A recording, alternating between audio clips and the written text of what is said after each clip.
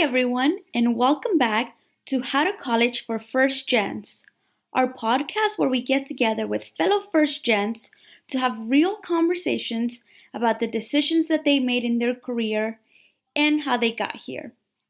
My name is Norma Torres Mendoza, and I'm really excited to bring you part two of our Law 101 series.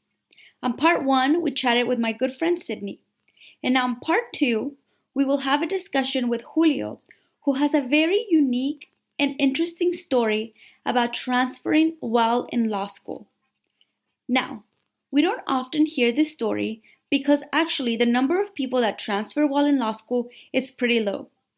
But nonetheless, we think that this story is super important to bring to the table because I think many people might not know that transferring while in law school is an actual possibility. So Julio will talk about his reasons for transferring and ultimately what he does today as an attorney and why this work matters to him so much. So let's get started.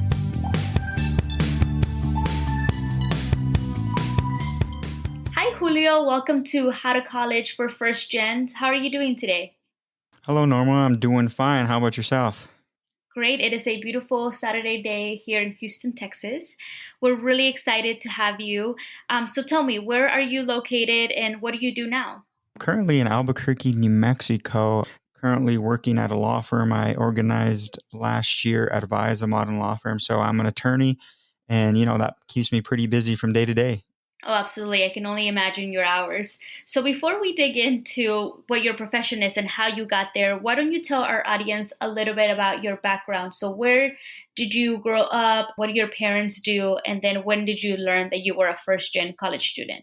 So I grew up in Las Vegas, New Mexico, and I always have to preface it with not Nevada. And also, we were the original Las Vegas.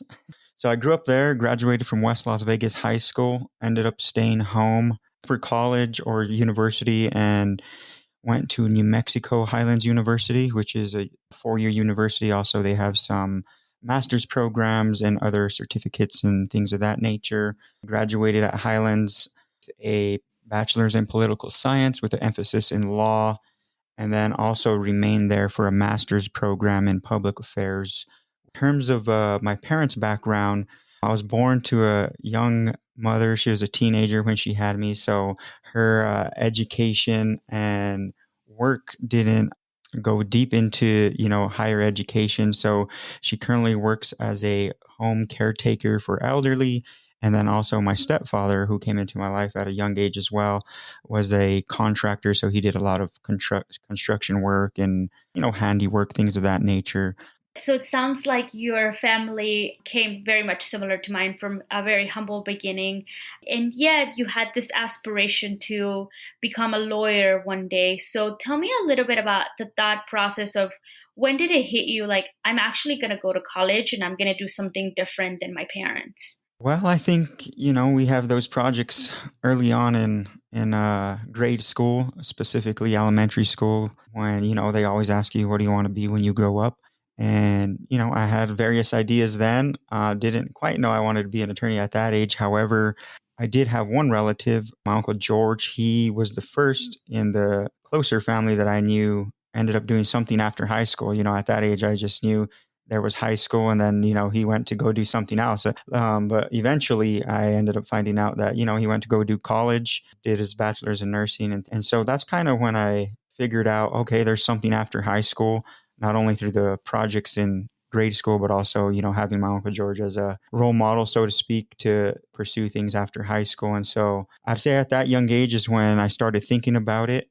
And then throughout middle school and high school, I really started to hone in on, what it was or what it might be that I wanted to study after high school. And then I made the decision in high school to go to college. And, while I was in college, I did try a few different things. But also my parents, my mom, Priscilla, and my stepdad, Steven, they would always tell me, unless you want to work super hard, you got to go to school or got to get some sort of higher education to, not only avoid those tough laborious jobs, which, I did do throughout high school. So I got a taste of it, but also to flourish a little bit more and sort of help out the family. Absolutely. I have a very similar story. My mom cleans houses for a living, and she would take me to clean houses with her, and that was always there, right? If you wanted to do this very honorable job, you could do it, but it is hard and you don't get paid much. And so she would always tell me, if this is not what you want to do for a living, then college is the only way out, which sounds kind of very similar to what your mother Priscilla would say to you. Right. Yeah, exactly. Same thing.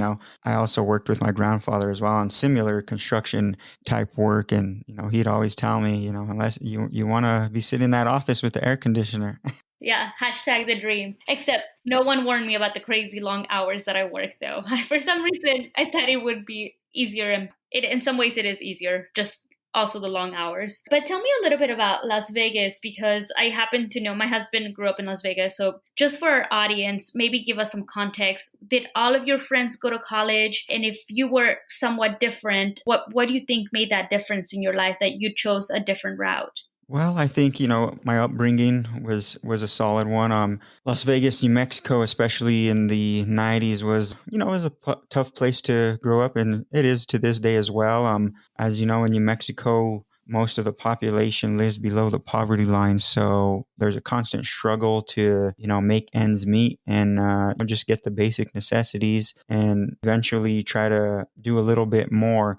But that's kind of the tough part about growing up there. However, there's also a flip side. It's a small community. I believe there's about 13,000 people that live there, so it's a really small town. Everybody kind of knows everybody, so that's a plus. Could also be a downfall though, but it's a very historic community, very rich in history. Interestingly, there's two school districts, West Las Vegas High School, where I graduated, and then Robertson High School, which is what many of the locals will say is on the other side of the river. And, they refer to that based upon the history. But northern New Mexico is a very unique place. Even just driving down the road to Albuquerque, where I'm at, is much different than northern New Mexico, from, family tradition to the food to just how people interact and talk, and, from the different types of languages used and things of that nature. It's a very unique place. But like I said, having a tight knit community allows people like myself to connect with the community. And when you have a, humble beginning, the community's there to sort of, help those not only pursue what they want to pursue in terms of, breaking that chain of poverty or doing something higher and greater than maybe something that their family's never done. So, I mean, it's a great community. I look forward to giving back now that I've kind of gotten a little bit more established. I encourage everyone to visit it. I think it has a record number of historic buildings on like the historic record. So, it's a cool place to visit. That's incredible. I did not know that. And I have visited Las Vegas, New Mexico, and I've had some of the best enchiladas there. And the key there is you have to ask for Christmas, which is both the red and the green sauce, which I find to be quite delicious. So then you decide to stay home for college. So tell me a little bit about that. Did most of your friends stay in Las Vegas to go to college? Was the feeling sort of like we must get away? And if so, what was the thought process there? I'd say most people, or most of my friends, I guess I should say, stayed at Highlands. I mean, more of the friends that I had in the later years of high school ended up staying and going to either New Mexico Highlands University or also the community college there, which is Luna Community College. And so the decision in staying home to go to the university was mainly based upon the fact that, it kind of, when you come from a lower socioeconomic level, or, the lower tier, growing up in poverty, you kind of don't have the means to go elsewhere, so to speak, unless, you have the benefits of and work hard to sort of access the resources out there. And what I mean by resources, scholarships or anything you could do that might fund you going to a university other than, where you live, or somewhere local that necessarily wouldn't cost as much as going, somewhere more prestigious or, further away from home. So that was a big part of it. And, it just felt like a good transition for me. I also did dual credit in high school, so I did take college level courses while I was in high school. And, it was just an easy transition for me. And like I said, a lot of friends remained at Highlands, and, it just made it more of the, I guess, natural thing to do. And, it worked out. So what I'm hearing you say is it was sort of the next transition over, right? Like you went to high school, it was a good university close to home. and it allowed you to obviously continue to be close to your family members while still getting a pretty good education. So you were there and you did 4 years, and then you also stayed and did an extra master's, right? So tell us a little bit about why you decided to go that one extra step. It's a little bit part of the story into getting into law school as well. So after I finished my bachelor's degree, I actually did apply to law school. I only applied to one school, which was the University of New Mexico, here in New Mexico in Albuquerque. However, I didn't do too well on the entry exams and ended up not getting in on that initial application. So I said, I took a step back, figured out, how do I improve my application, but at the same time, how could I make use of the time while I wait till the next round of applications are accepted? So luckily, I did well in the undergrad, and then also there was many programs available for first generation college students at Highlands that made it easier for students like me to be able to continue in higher education. So I was able to make use of that time in between applications, and I just said, hey, I might as well go an extra step, make use of the time. That's what led me into the master's program. I ended up having to delay the law school application 1 year to finish the program.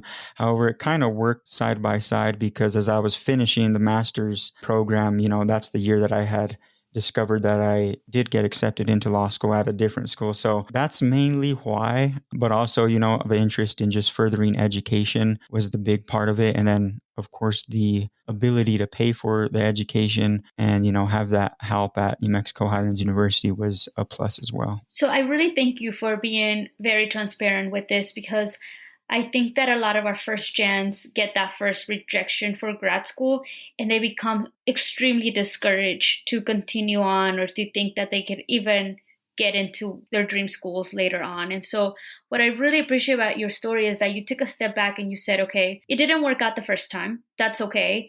But how do I change my strategy so that I become a stronger applicant? And for you, that came down to getting an extra master's. And I'm wondering how you decided to do that instead of maybe going to the workforce and work for a law clinic or do something similar in the law field to know whether or not you actually wanted to do this career.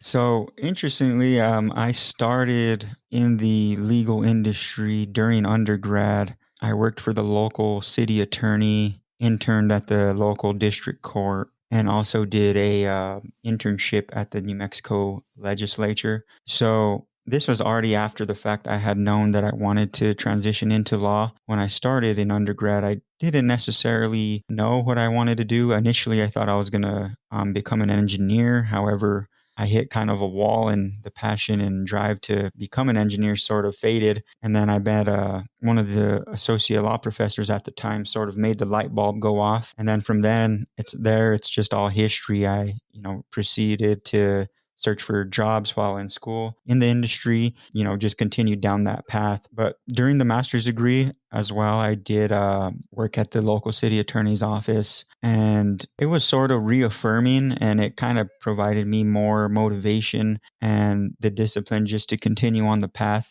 sort of know that eventually I was going to persevere no matter how many times it took me to apply to law school to get in, whether it was here in New Mexico or elsewhere. So that's kind of what my mindset was going into it after getting that initial rejection. That makes total sense. So for you, it's always been more of a confirmation because you have been exposed to the field for such a long time. That speaks to the power of internships and jobs while in college, because I think that for many of us, we don't know what we want because we just don't know what's out there. And your story just highlights the power of that community that you spoke about at the beginning, right? Making sure you have the right internships, the right jobs to be able to get you one step closer to the career that you really want to do and that you were meant to do. So then let's progress the timeline here. So then you actually do get accepted, but you get accepted to a different university than the one you had originally applied to. So tell us a little bit about that, because I thought you had only applied to the other law school. How did you decide, yes, I'm going to go on to Laverne? So, of course, I had, a few mentors helping me along the way. One of them was the city attorney, and then also his friend Placido, as you know very well, I'm sure. That's my father-in-law. Yep. And he was a very great resource for me and to this day, we developed our relationship and now we're really good friends. And so, he believed in me since the beginning, even when I didn't perform as well as I wanted to on, entry exams and things of that nature. And, speaking with him and then just kind of reflecting on what would increase my chances of being accepted into law school, I figured, well, I know I really want to go to UNM or the University of New Mexico, but I understand that there's an opportunity to come back if I get accepted elsewhere. So I did end up applying to various law schools. One of them was University of Laverne College of Law over in Ontario, California, and that's where Placido worked. And he, said, well, why don't you try applying out here and see if that works out and, try these other schools. And, at the end of the day, you could always try to transfer back home. And so that's what I ended up doing. I made some improvements and changes to my application to, give me a better chance to get admitted. And so while it was disappointing that I got rejected again from UNM for a second time, it was bittersweet to know that I did get an acceptance letter from Laverne. It was a hard decision, especially because my wife and I at the time were down here in Albuquerque, and we're sort of betting on that I would get into University of New Mexico. However, the decision with my wife and I to move out to California, we had never lived out of state. And we hadn't done much traveling based upon our backgrounds and upbringings. And so it was really a intimidating decision to make. However, I put the priority above, my feelings and emotions and all the fears that you could think of as moving away from home and being away from your family, and said, I'm going to take the leap, and ended up accepting to go to Laverne. And, I did my first year there, and then that's how it all got started. So was the intention always to transfer out, or did you go in there thinking, I'm going in there with an open mind, and if it turns out that this is where I'm going to do my 3 years, then that's what I'm going to do? I think it was always in the back of my mind to know that, that I had the ability, or at least, the chance, and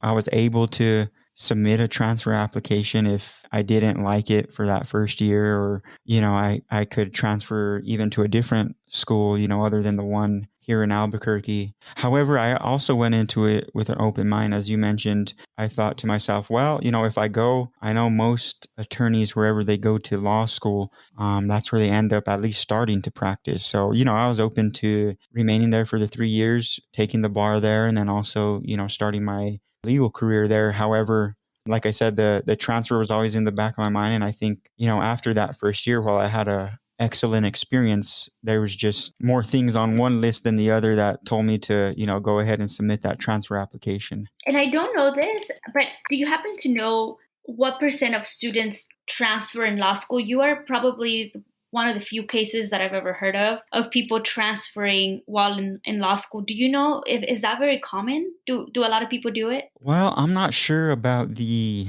percentage. However, it does seem, like you said, rare for most law students, particularly because the way law school is set up is you're usually assigned a group, or as they call cohorts, that you usually get accustomed to in your first year, which is the most important year. And, you kind of have each other and the ability to rely on each other and help each other throughout law school. So, it's not the usual route. And, there are some difficulties in knowing that, okay, I have to go to a new school and sort of join a cohort that's already been established, and then also try to get accustomed to the new school and new programs and things of that nature. But if I recall correctly, when I transferred, I believe there were only maybe 2 or 3 other students that were trying to transfer into University of New Mexico at the time. I'm not sure how many were trying to transfer from Laverne to another school. What are the implications? So do you have to do an extra year? So law school in total is 3 years. So did your law school experience last longer than 3 years, or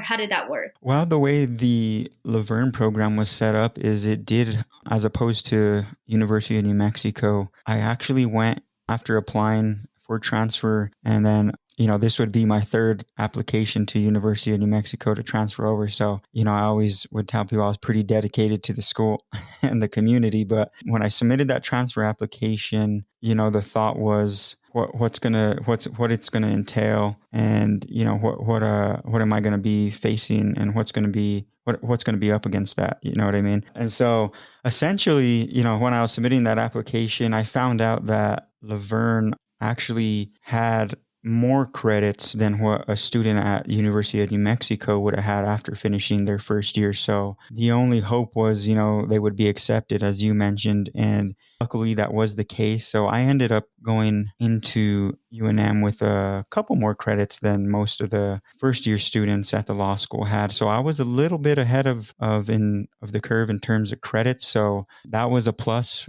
in transferring. And, that was one of the things that I was worried about in making that application to UNM and ensuring that all those credits were going to transfer. Of course, I did try to do due diligence on the back end. However, there are only some things that can be done and, given a decision after you apply. And so, it was a little bit of a risk to take a course that essentially you paid for and then wouldn't be given credit at another institution. But luckily, like I said, I ended up with a little bit more credits than the first year over at UNM. So I ended up doing the 3 years, which is the typical law school course. And I ended up finishing within the 3 years. And so, it really helped me in the transition of knowing that I had, maybe one course or, one sort of fundamental course done in which it would alleviate the stress of, knowing that I had to take one extra course or two extra courses, in the year that I transferred. So it made my transition a lot easier. I'm really happy to hear that because, like you mentioned, you did put quite a bit of your own income. So I'm really happy to hear that that was the case for you. I imagine that's not the case for everyone, and it obviously depends on where you go to law school. So for those of our listeners out there who are thinking about transferring to law school, there are many considerations that you should be analyzing before you make that very big decision. Julio, something I did not get from the story is the why. So other than, I imagine University of New Mexico was your dream law school for a very long time. I mean, this is your third time applying. Other than it being top choice, were there other considerations on why you decided after your 1 year that, it's time for me to pivot and reapply again? I think the reason was after the first year, well, I was actually, going into the end of the first year that I started to reassess, whether or not I wanted to stay there at Laverne or give it another shot and try with UNM again to come back home. And I think while the program at Laverne was more than, anything that I could have thought of in terms of preparation and the amount of material that I learned and just the ability, and to have a great start at that school, it was a tough decision because I could see myself staying there for the 3 years. And then, of course, California has a lot to offer, especially from someone who's coming from a northern New Mexico small town. There was so much more to do and, so much more opportunities, much more. New Mexico is pretty diverse, but California, in my experience, was a little bit more diverse for me in what I had experienced from life up to that point. And so it was a great experience, and I could definitely see myself there completing law school and starting the legal career. But I think the reason that kind of pushed me to go one way or the other, which was, of course, transferring, was just coming back home. And, part of my upbringing, I always felt committed and dedicated to the community, especially my family. That was really part of it. And I thought, the sooner I could get back, the sooner I could start getting involved in the community, especially the legal community, as, there's not as big as you would find in other urban areas such as California. And so that was really a big part of it, is really just sticking to what I had initially decided and felt, the passion, the drive, and just the connectedness to New Mexico was really the defining factor at the end of the day. That totally makes sense because in the law world, it is very much about the community that you build. Not to mention that you would have to take the bar in California versus New Mexico, which are completely different exams to study for. So for our listeners out there who are thinking about potentially transferring to law school, or specifically our first gen listeners, what are your top 3 tips that you would give them if they are thinking, I'm in this law school, but it might not be the right one for me? What are the top 3 things that you would say made a big difference in your career? First of all, the first tip would be make sure that initial school you go to, visit the school, visit with the professors, maybe even students that are already there, and really try to get a sense of the school. For me, Laverne worked out perfectly. I did the visit. Placido showed me around. I got to meet students, staff, faculty, all that stuff. And so I knew, and it made the decision much easier to go elsewhere, and, assured me that if I had to stay here, which I went in with an open mind, that, I would be happy doing it. So my first tip would be, if you don't get into that number one school or dream law school, have those 2, 3, or 4 other law schools lined up, but also ensure that they're a law school that you would want to go to, because, the transfer is not guaranteed. And a lot of times, the chances of transferring are very little, as opposed to, the initial admittance, which is kind of ironic in my situation, because it sounds like, it was easier for me to transfer than to get the initial admittance. But that would be my first tip is, wherever you initially go, make sure you're committed there and, could see yourself potentially practicing there as well. My second tip would be, going into that initial law school, you're going to attempt to apply to your dream law school. Look up, how many people usually, I know there's a percentage for some schools in terms of how many people. They might even give you the number of students that usually transfer in and out of those schools, and that'll give you a good idea of, the difficulty and, the opportunity there is to transfer, but also, just being prepared. As I look back, the number one factor was, when I thought I had, every box checked, there was something else that I could have done, and, just being as prepared as possible. When you think you've done it all, there's probably 1 or 2 more things that you could have done to, give yourself that level up, so to speak. And so what that entails is, doing your best you can do during that first year of law school. Of course, the admissions test isn't as much as a factor, given that, you'll already be a proven law student and show your ability to the law school that you're transferring to, that you have the ability to excel in law school, and that you have the ability to start thinking as a lawyer and things of that nature. And so really just giving it your all in that first year is really important. Of course, there's other factors in terms of the application or the transfer application, which is your story, your statements that are a part of the application, your why, so to speak. And I would say try to make those as strong just as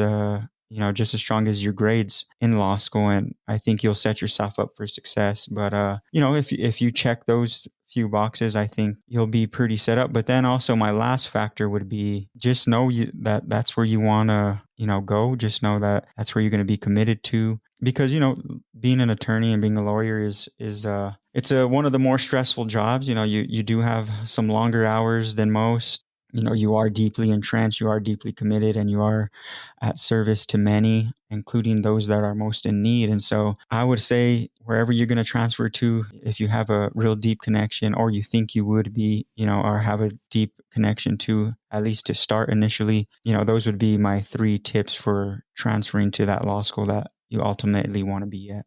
I really like it. So just to summarize, number 1 would be extremely committed on where you are going to begin with, because you don't know what the probability is. So wherever you go, make sure you have an open mind that could be the place where you end up. I really like that. The second thing you mentioned here was ensuring that you know the data, and you know the data back and forth, right? What is the percentage of people that actually do transfer? And that would give you a good window onto what is to come for you. And then the third thing you mentioned was making sure you have all of your boxes checked, which means making sure you have the grades, the essay, the personal statement, all aligned to increase your probability. But ultimately, I think that, I don't know if you would agree, obviously, but a law school degree is a law school degree, right? Like, you are going to be a lawyer. And even if it doesn't work out for you, you always have the opportunity to go across and take the state exam somewhere else, right? Take that bar, even if you didn't go to that school. Is that correct? Yeah, that's correct. And that's a huge point to make as well. If so long as you're at a ABA accredited law school, you'll be able to take any bar in the country. And so, as even though, while it might be, a little bit painful to not go to, the prestigious or the dream law school, at the end of the day, you're still going to have the dream of becoming an attorney. So Absolutely. And there's so many ways to get there. Well, Julio, you have been so generous with your time. We thank you so much for sharing your story and your tips on how you were able to transfer from one law school to another. I will leave it off with, lawyers are just so important. And I'll highlight and underline what you just said. It's because at the end of the day, you're helping people probably at the most vulnerable stages of their lives. And there are laws that can break us and laws that obviously get people incarcerated and have impacts for the rest of their lives. So really it is a job of service, and it is a job of making sure you are defending people and making sure that they have the right legal representation. So thank you so much for what you do. Right. No, I think you summed it up perfect. We all have our roles, and serving as the attorney is definitely an honor and a privilege to serve those in our community. And you got to be 100% committed. And I think we definitely have great legal professionals, and there's always some going out, and so we always need some coming in. Good. So there's a piece of encouragement for our lawyers coming through. Well, thank you, Julio. Have a wonderful day, and we look forward to staying in touch. Like I said, I really appreciate the opportunity to speak on my experience in transferring during law school and a little bit of my background. If you guys would like to learn more about my experience, or if you guys have any questions that maybe came up in your head, don't be afraid to reach out to me.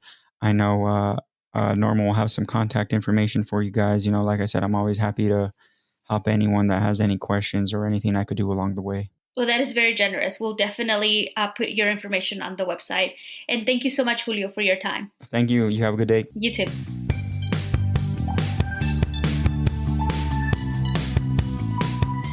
Well, that's it, folks. Thank you so much for joining in today. We hope that Julio's story was inspiring to all of you. And for those of you thinking about transferring, that he provided a roadmap on the things that you should consider before submitting that application to go to another school. It is not an easy decision, and Julio emphasized that over and over again. He was very happy at the law school where he started his career. However, ultimately, what led him to decide to transfer was his desire and his need to be back in the community where he grew up. We hope that those of you that are thinking about transferring listen very carefully and maybe over and over again to this episode, and reach out to Julio if you have any additional questions. We thank you so much for tuning in today, and we hope everybody has a good break. Until next week.